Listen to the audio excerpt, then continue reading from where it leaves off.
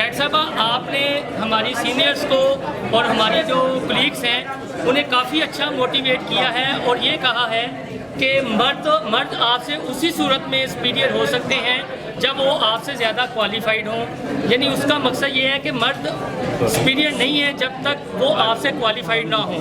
تو سیاست میں آپ ہمیں عثمان بزدار سے زیادہ کوالیفائڈ لگتی ہیں، تو آپ سی ایم کیوں نہیں بننا چاہتی؟ پی ایم صاحب کے سامنے اپنا یہ مقدمہ پیش کریں، جس طرح آپ نے ہماری کولیگس کو موٹیویٹ کیا ہے، آپ زیادہ کوالیفائڈ ہیں عثمان بزدار سے۔ دیکھیں، یہ میرا بھائی جو ہے نا، مجھے اس کے ہوتے ہوئے کسی دشمن کی ضرورت نہیں ہے۔ میرا جو اسٹیٹمنٹ اور نیریٹو ہے، سپیریئر اور انفیریئرٹی کمپلیکس جو ہیں، یہ وہ دو بیماریاں ہیں۔ نہ آپ انفیریئرٹی کمپلیکس میں جی سکتے ہیں، نہ سپیریئرٹی سوچ لے کے معاشرے میں آپ آگے بڑھ سکتے ہیں۔ یہ دونوں کمپلیکس معاشرے کی تباہی کا باعث بنتے ہیں، اور اسی لیے پروردگار نے توازن رکھا ہے۔ اور میں صرف اس کی سوچ کو نگیٹ کرتے ہوئے یہ کہوں گی کہ نہ ہم کمتر ہیں، نہ ہم حاوی ہیں، ہمارے حقوق مساوی ہیں۔ بس ہم مساوی حقوق کی بات کر رہے ہیں۔ دوسرا سوال اس کے بعد ڈاکٹر صاحب جی فرح ٹھیک، اس کے بعد جو مرضی ڈاکٹر صاحب مجھے آپ نے جس طرح سے اپنا کیریئر جو ہے وہ آپ کے سامنے، ہم نے آپ کی اسٹوڈنٹ لائف دیکھی، اس کے بعد آپ کا پالیٹکس میں آنا دیکھا۔ مجھے یہ بتائیے کہ ہمیں اس وقت حکومتی عہدیداران میں عدم برداشت کیوں نظر آ رہی ہے؟ سوشل میڈیا ہو یا ویسے؟ بہت امپورٹنٹ کویسچن ہے ان کا۔ یہ صرف حکومتی رویے نہیں ہیں، یہ پورے کا پورا ہمارا معاشرہ جو ہے اس کے اندر ایک عدم برداشت کا جو رجحان جنم لے چکا ہے۔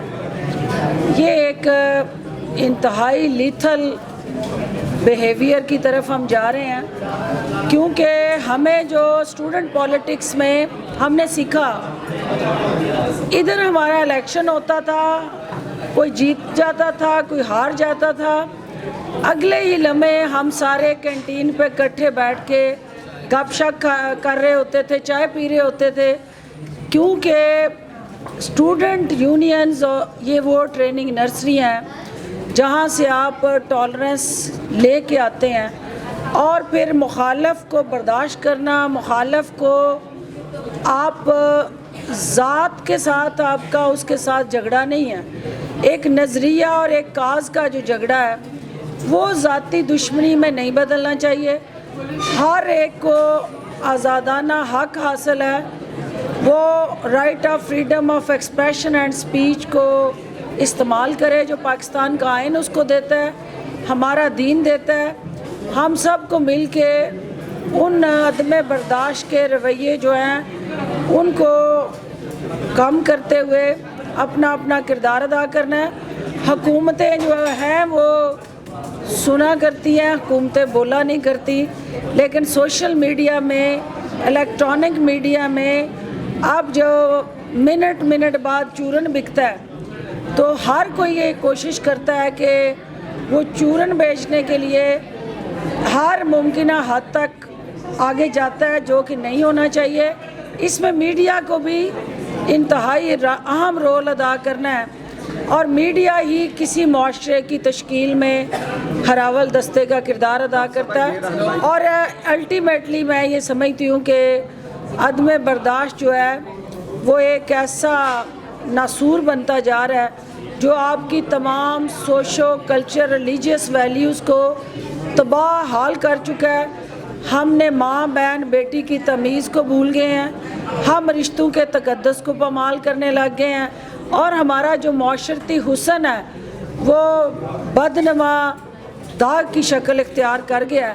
تو ایسی صورتحال میں ہم سب کی ایکول ذمہ داری ہے، حکومت کی اس لیے زیادہ ذمہ داری ہے کہ ہماری طرف سب دیکھ رہے ہوتے ہیں، تو ہمیں سب سے پہلے اس رجحان کو ختم کرنے میں حکومت کو کردار ادا کرنا ہے. اور میں آپ کو یقین دلاتی ہوں کہ میرے جو مخالفین ہیں آج کے دن سے میں ان کو بھی پیغام دیتی ہوں کہ آپ کا نقطہ نظر سنا جائے اور ہمارا سنایا جائے. سننے اور سنانے سے آپ ایک دوسرے کے قریب آتے ہیں, لیکن جو عدم برداشت ہے ہمیں ایک دوسرے سے دور لے جا رہی ہے. ہمیں ایک دوسرے کے قریب آنے کے لیے لائے عمل اپنانا ہوگا, اور اس میں میڈیا بھی ہمارے اس سپورٹ کے ساتھ آگے بڑھے تو ہمیں اکٹھا کرنے میں کردار ادا کرے, نہ کہ ہمیں جدا کرنے میں میڈیا جو ہے وہ مرچ مسالے لگا کے, جو چھریاں تیز کر کے ہر وقت ہمارے ہاتھوں میں دے رہا ہوتا ہے کہ آپ ایک دوسرے کی گردنیں کاٹیں. تو اس سے بھی ہمیں بھی میڈیا کو بھی تھوڑا ٹالرنس کی طرف آنا چاہیے. ڈاکٹر صاحب یہ بتائیے کہ آج سی ایم صاحب جو ہے شام کو پرائم منسٹر سے مل رہے ہیں, تو ابھی بزدار حکومت ہی چلے گی, اطلاعات کیا ہیں آپ کی؟ دیکھیے, چیف منسٹر صاحب کو وزیر اعظم نے اور باقی وزراء کو بھی اور کے پی کے چیف منسٹر کو بھی مہنگائی پہ قابو پانے کے لیے جو حکومتی ترجیحات ہیں اس کو سننے کے لیے بلایا. آپ نے وزیر اعظم کی پارلیمنٹ میں تقریر سنی اور آپ کو یقین ہوا کہ وزیر اعظم یہ سمجھتے ہیں کہ مہنگائی ہی اس حکومت کا سب سے بڑا چیلنج ہے. باقی یہ جو نہ 3 میں نہ 13 میں یہ ہمارے لیے چیلنج نہیں ہے, وہ پاکستان ڈکیٹ مومنٹ ہو یا کوئی بھی ہو, ہمارے سامنے چیلنج جو ہے مہنگائی ہے. اور مہنگائی سے نپٹنے کے لیے صوبوں کا ہر حال میں ایک نچلی سطح تک جو انتظامیہ کا رول ہے, جب تک وہ آسن طریقے سے ادا نہیں ہوتا, مہنگائی کا طوفان جو ہے اس کے آگے بند نہیں باندھے جا سکتے. تو لہٰذا صوبے کے اندر پنجاب جو 12 کروڑ کی آبادی کا صوبہ ہے, یہاں پہ وزیر اعلیٰ عثمان بزدار کی قیادت میں انتظامیہ کو پرفارم کرنا ہے, اور انشاءاللہ پرفارمنس ہی کسی بھی حکومت کو آگے لے کے چلنے کا بہترین انڈیکیٹر ہے.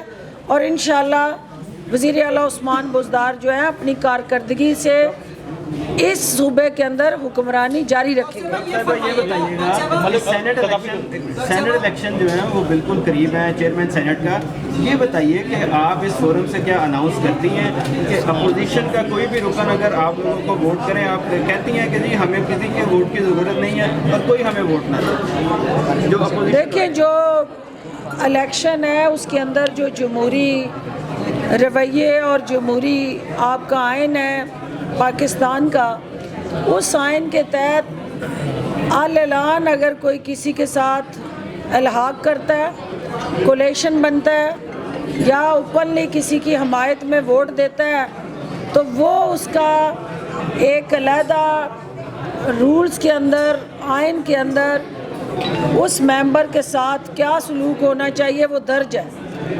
لیکن اگر وہ سیکرٹ بیلٹنگ سے کسی کو ووٹ دیتا ہے تو یہی وہ بیانیہ جو وزیر اعظم عمران خان سپریم کورٹ لے کے گئے تھے, الیکشن کمیشن میں لے کے آئے ہیں, اس کے حوالے سے اس کو جانچنے کا کوئی پیمانہ ہمارے پاس نہیں ہے. اور جب پیمانہ نہیں ہے تو پھر کسی کو آپ ملزم ٹھہرا نہیں سکتے. لہٰذا سیکرٹ بیلٹنگ سے جب تک ہم اوپن بیلٹنگ کی طرف نہیں جاتے, اس قسم کے چور بازاری, ڈاکہ زنی اور ڈکیتیوں کا پارلیمنٹ کے اندر رجحان جاری رہے گا. اور اس کو الیکشن کمیشن کو روکنا ہے, کیونکہ الیکشن کمیشن ریگولیٹر ہے. الیکشن کمیشن کو اپنا آئینی اور قانونی کردار ادا کرنا ہے تاکہ یہ منڈیاں جو ہیں وہ بند ہو جائیں اور ضمیر کے مطابق کوئی فیصلہ دے, تو وہ پیسے لے کے نہیں, کوئی اپنے ضمیر فروشی سے نہیں, خرید و فروخت سے نہیں. ووٹ دینا اور نوٹ دینا دو مختلف چیزیں ہیں. ووٹ کو عزت دینے والے جو نعرہ لگا رہے تھے وہ نوٹ کی طرف مائل ہو گئے ہیں.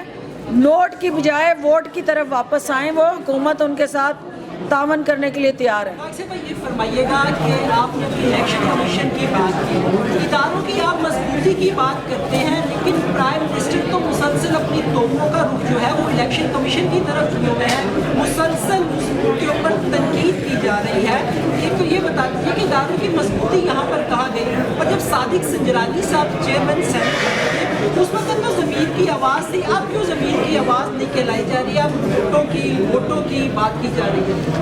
देखिए, पहली बात तो ये है कि प्राइम मिनिस्टर ऑफ पाकिस्तान किसी भी इदारे की अगर गैप्स हैं तो जब तक हम उसकी निशानदेही नहीं करेंगे उसको एड्रेस कैसे करेंगे। निशानदेही करना और उन अदारों पे चढ़ाई करना दो मुख्तलिफ चीज़ें हैं। जो आज इलेक्शन कमीशन के तर्जमान बने हुए हैं, चंद दिन पहले इन्होंने ही उस इलेक्शन कमीशन पे चढ़ाई की हुई थी, और सुप्रीम कोर्ट जैसे मुक़द्दस अदारे पे चढ़ाई करने वाली जमात जो है आज अदारों के एहतराम का दर्स दे रही है। वज़ीर आज़म बार बार उस अमल की तरफ निशानदेही कर रहे हैं जो सुप्रीम कोर्ट ने करप्शन और करप्ट प्रैक्टिसेस को रोकने के लिए उनको आईनी ताकत दी है। और पाकिस्तान का जो आइन है, इलेक्शन कमीशन के जो अपने रूल्स हैं और इस कॉन्स्टिट्यूशनल बॉडी का जो अपना एक कॉन्स्टिट्यूशनल रोल है, उसकी अपनी किताब के अंदर दर्ज है। तो हम चाहते हैं कि वो उसी आइनी और कानूनी अपने रोल को जदीद टेक्नोलॉजी के साथ जोड़ के करप्शन और करप्ट प्रैक्टिसेस से अदारे को बचाए और अदारा उसमें रेगुलेटर बने। और रेगुलेटर होता है हमेशा अम्ब्रेला देता है और गलत काम को रोकने के लिए रेगुलेटर होता है, गलत का हिस्सा बनने के लिए रेगुलेटर नहीं होता। बहुत शुक्रिया।